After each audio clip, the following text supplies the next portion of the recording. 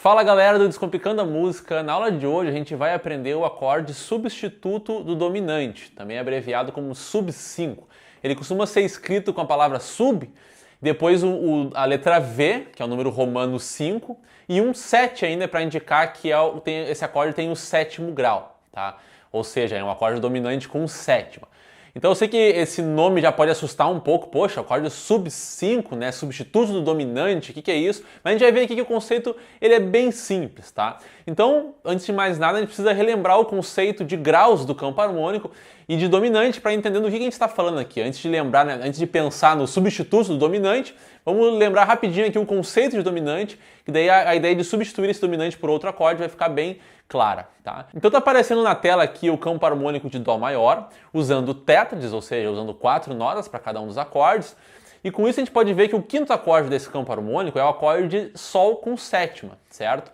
Então esse acorde ele é o acorde dominante no caso desse campo harmônico e ele vai ser o acorde que vai resolver em Dó. Para quem não lembra do conceito de dominante, recomendo assistir essa aula que está aparecendo aqui em cima, que eu coloquei, tá? Sobre funções harmônicas, mas basicamente é aquele acorde que vai dar uma tensão, uma necessidade de resolução, tá?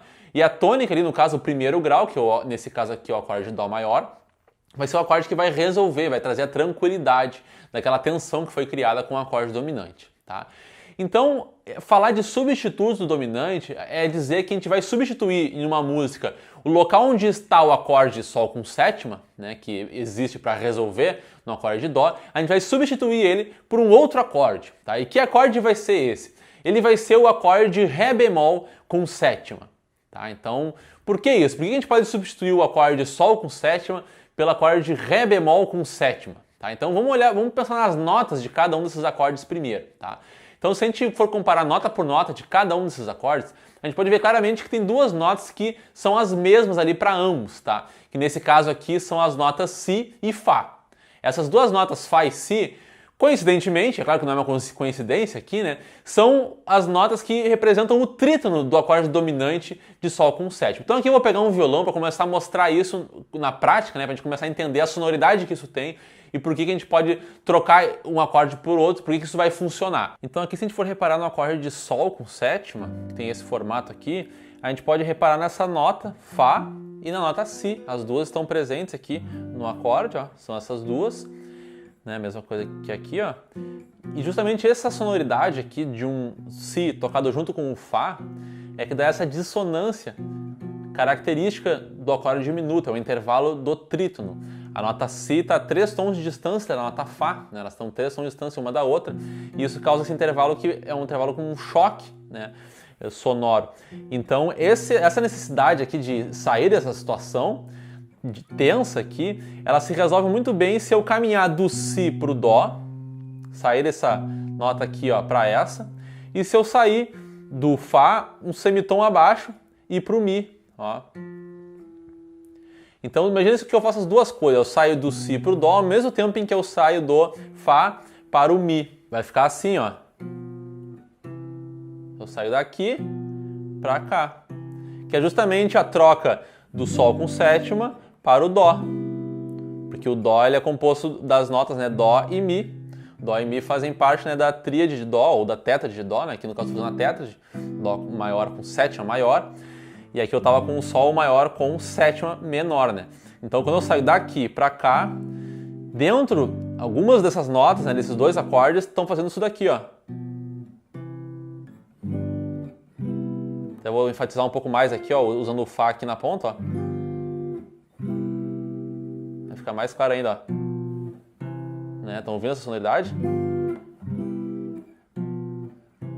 Então essa é a característica do dominante que resolve na tônica. E esse mesmo dominante aqui, esse mesmo trítono, né, que está entre a nota Si e Fá, ela também existe no acorde de Ré bemol com sétima, como eu tinha comentado. Ó. Então se a gente olhar aqui o acorde de Ré bemol com sétima é esse acorde aqui. A gente pode ver que a nota Si está aqui, ó. Então ela faz parte desse acorde, e a nota Fá está aqui, ó. Então ambas, o Si e o Fá, fazem parte do acorde de Ré bemol com sétima. Então quer dizer que esse acorde aqui, né, ele tem o mesmo trítono desse acorde aqui. Até pode ver a semelhança entre os dois, né? Tá? Tá? Claro que eles têm algumas diferenças, suas notas, o seu baixo principalmente é diferente, né? Aqui eu tô com baixo em Ré bemol, aqui eu tô com baixo em Sol. Mas como ambos esses acordes contêm um trítono dentro deles, eu posso explorar essa troca, trocar esse acorde aqui por esse em alguma música. Então, em vez de fazer isso, ó, eu vou fazer isso. Então a resolução fica muito parecida, aquele mesmo andar daqui para cá vai acontecer também nesse acorde para esse.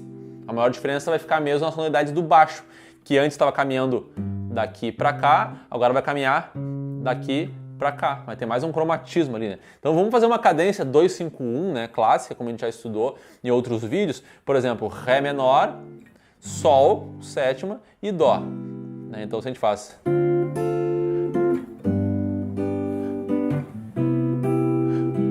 Agora com sub 5.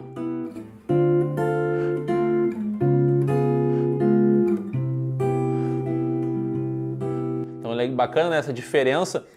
A gente pode ver que em ambos os casos a gente teve essa sensação de preparação, né, a tensão ali, o dominante, para depois resolver. E a gente tem a mesma coisa aqui, um acorde subdominante, depois um dominante que resolveu na tônica. Tá? Então a gente pode explorar isso em diversas músicas, né? E não pode ser simplesmente, não precisa ser somente no campo harmônico de Dó. Aqui eu estava mostrando o Dó como exemplo, mas vamos imaginar um outro caso aqui, sei lá, pode resolver em Lá maior, por exemplo, né? Lá maior com sétima. Nesse caso, um 2-5-1 para Lá maior seria assim, né? Seria Si menor, depois o Mi com sétima, né? Aqui, ou aqui, tanto faz, e daí resolve em Lá, né? Então vamos imaginar que eu quisesse substituir essa cadência aqui por uma cadência que seria Si menor. Agora tem que pensar num acorde, né, o sub-7. Quem é o sub-7, então, que vai resolver em Lá? Se a gente for reparar aqui, no caso do Dó, foi um acorde que estava um semitom acima do Dó. Né? O Ré bemol aqui, ele estava um semitom acima do Dó. Então quer dizer que se eu fizer um acorde um semitom acima do Lá, vai funcionar como um sub-5 aqui. Então, aqui, olha só, se eu estava aqui, eu posso pensar agora, quem é o acorde que está um semitom acima do Lá? É o Si bemol aqui com sétima, né? E depois eu resolvo, então, em Lá. Então é só pensar, né, pensa no primeiro grau, que vai resolver, e coloca um semitom acima dele, e ali a gente vai ter o nosso acorde sub 5, beleza? Então vamos pensar aqui na substituição, para ouvir aqui como é que fica essa diferença. Então vamos pensar aqui primeiro numa cadência tradicional, 2-5-1.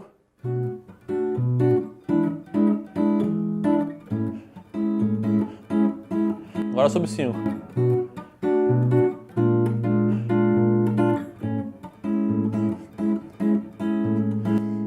Mesma ideia, né? Agora a gente pode até brincar trocando os dois, né? Imagina que a gente usasse o Mi aqui e depois o Si bemol, usando os dois dominantes aqui, tanto o dominante, o quinto grau, como também o seu substituto, na mesma cadência. Ficaria assim, ó.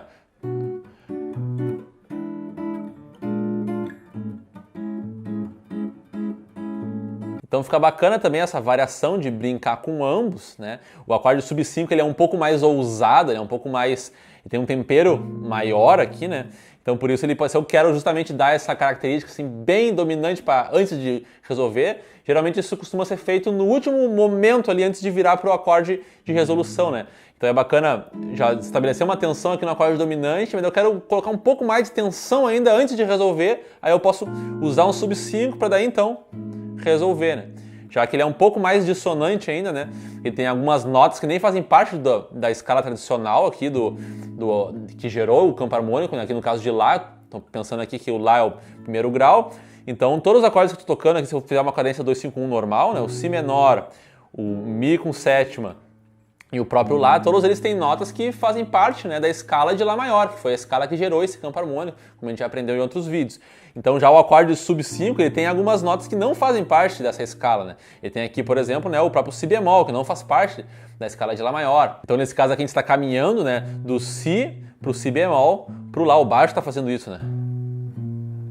Então isso dá uma característica ainda, um tempero um pouco maior ainda. Então como tema de causa, vocês podem dar uma olhada na música Papel Machê, do João Bosco, que contém, é um dos exemplos, né, dos muitos exemplos, que contém o acorde sub 5. Então aqui nesse caso a música Papel Machê, quando vem para esse trecho aqui, toca um Dó com sétima aqui, depois acordar, sendo seu colorido brinquedo de papel machê. Então aqui a gente pode ver o acorde de Ré bemol com sétima indo pro Dó com sétima maior. É exatamente aquele conceito que a gente viu agora no próprio campo harmônico de Dó. Tá? Então, se a gente for reparar aqui essa transição, né, a gente estava aqui Esse acorde aqui tocado foi um acorde de Ré, com sétima e nona. Aí antes de ir pro Dó, em vez de usar um Sol com sétima aqui, que seria uma opção, por exemplo, né, ele usou aqui um Ré bemol com sétima, né, foi um sub 5, para depois resolver no Dó. Na realidade, em algumas versões dessa música ele até coloca aqui ainda uma nona aumentada, né, ficando...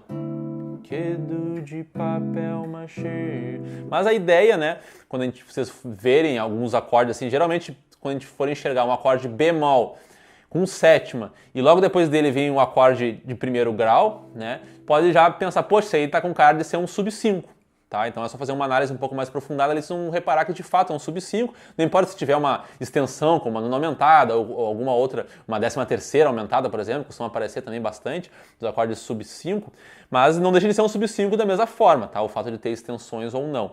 Então é isso, pessoal, espero que tenham gostado dessa aula. Eu vou deixar aqui na descrição do vídeo um link para a nossa apostila de teoria musical completa, para quem quiser dar continuidade nesse assunto. E eu vejo vocês também em próximos vídeos aqui no canal Descomplicando a Música. Até mais!